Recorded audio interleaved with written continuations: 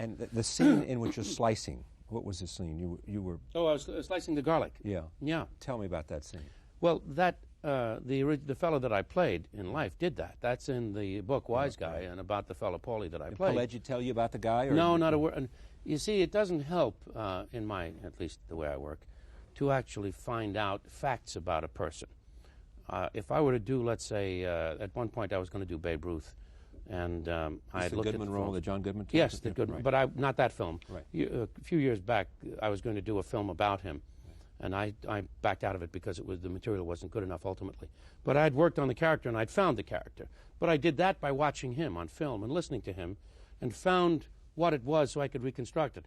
We was winning by 2 or 3, and we was winning on the square. That's the way he talked, Babe Ruth. Yeah.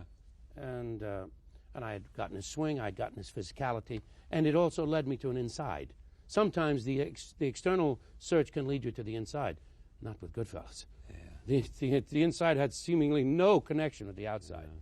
So, what was the question? No. But my question was the garlic. Just he actually sliced garlic with a razor blade. Yeah. And so that's what I did. I just manicured my fingernails for the close shot. Yeah, that's something that you would imagine him to know him, that he would do that. The precision would allow him to do that. Yeah, imagine the concentration that he would be desirous of doing that. People wonder, with all the talent, with that extraordinary performance, and this is not to demean an industry and a business that I have great affection for, why you're doing this. Roll tape, take a look at Law & Order, a highly praised series on television. Here it is.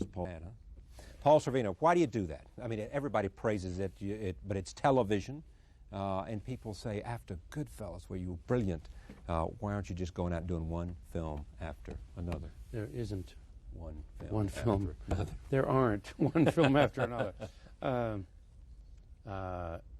this was a role you could love. There are a couple of reasons that I'm doing it. A large part of why I'm doing it is that my mother was very ill, and I knew this would be her last year of life, and I didn't want to go on location anywhere. I wanted to spend this last year. She was living with us.